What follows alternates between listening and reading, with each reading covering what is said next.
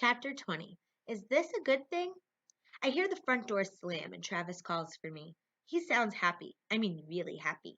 He appears in the doorway of my room. Guess what? What? I ask, but he doesn't answer. He just stands there with a big, dumb grin on his face. And then I notice what he has in his hands. And I jump up. You got it? Really? He still doesn't answer. He just shakes the keys like a baby rattle. So we run outside, and sitting there at the curb is a surprise, but not the kind of surprise I'd hoped for. I know it doesn't look like much, but he's wrong. It looks like a lot. It's enormous and bright green. I mean, seriously, it's like a pickle with tires. No, I say, it's cool. You can't lie me, Squirt. I know you too well. Why are there lines on it? I ask, leaning in. Oh, well, I guess the guy that had the car painted it with a brush instead of a spray gun. I'll have to sand that out and strip the chrome on the side. But the engine's good. It's gonna fly. The only thing this thing was going to fly is if it straps to a giant balloon to it. A sketchbook picture is already drawing itself in my head. And there are no computers in a car this old. Just a man and his machine.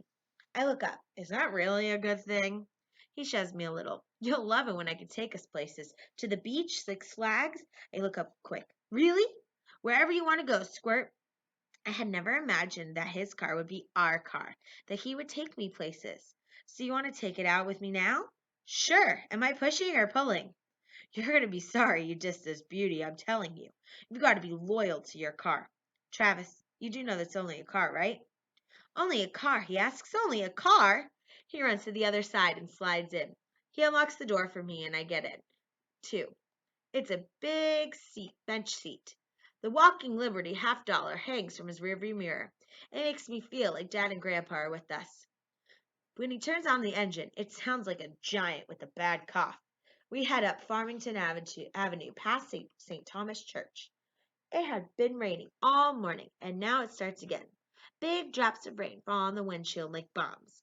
Travis says a bad word, pulls over, and grabs a silver spring and a piece of wet rope from the glove compartment. What are you doing? He jumps out into the rain, grabbing the windshield wiper on my side, connecting it to something at the bottom of the window with the spring. Then he ties that wiper to the second wiper and throws the rope through his window and jumps in, laughing, dripping wet. What the heck are you doing? I ask. 3 hours, he says. What are you talking about? 3 hours after I get this thing was registered this morning. The wiper motor went out. So I went by the hardware store and rigged this up. Watch. With his left arm, he pulls the rope with the wipers and clear the window of water. Then he lets go, and the spring yanks them back down, slapping the bottom of the window. Hey, I thought you said you were a genius, I joke. I am. All geniuses deal with minor bugs in the system. Isn't that more like what anteaters do? Hilarious, he laughs. Isn't it a little hard to drive and do that? You're right, Squirt. You can do the wipers, he says, throwing the rope into the back seat. Climb over and sit behind me. Okay, I say, climbing over the seat. I give the rope a pull and then let it go. The wipers slap up and down. It's kind of fun to see the wiper clean the window, make the blurry clear. And I think about what a great drawing this would be later, and how I'm happy for the weird pickle color car. Wow, this is fun and hard, I tell Travis. My arm is getting tired. He watches me in the rearview mirror and laughs. I laugh too. It makes pulling the rope even harder. We pull up to a red light, and Travis tells me to look at the face of the lady riding in the car next to us. And I do. She looks shocked, and I think her expression is the funniest thing I've ever seen. Until I see Shay sitting next to her. As soon as Mr. Daniel steps into the hallway to talk to another teacher, Shay says I'm being loud on purpose so everyone could hear me voice.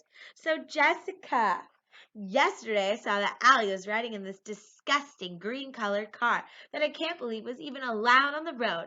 Allie had to pull a rope to even get the windshield wipers to work. You must be joking, says Shay. Allie, what junkyard did you find that heap in? Jessica laughs like she's supposed to. I try to ignore them. My mom has always said you just ignore mean people because they are only trying to get a rise out of you. I mean, what kind of loser would have a car like that? Probably the only thing your mother can afford. Finally, I can't take it. It's my brother Travis's car, and it's not a loser car. Oh no, it's a loser car, all right. I guess that makes your brother Travis a loser. They laugh. I didn't think there could be a bigger loser in the world, Allie, but I guess I was wrong, Shay says. Shut up, I say to Shay, just as Mr. Daniels walks back in. You're the losers, not you, not him. Allie, Mr. Daniels calls. Come here, please. What? I ask, trying to not sound disrespectful. I haven't known you to name call before. They can call me anything they want, and believe me, they do. But they can't say anything about Travis. Never. Is Travis your older brother? He's my big brother. He half smiles. Is there a difference? Yeah, there is. An older brother is older. A big brother looks out for you and smiles when you walk into a room. He nods slowly. I see. He clears his throat. I understand you're upset, and I appreciate that you're defending your brother. But walk away next time, okay? I nod, but I have to admit that I'm getting awfully tired of walking away.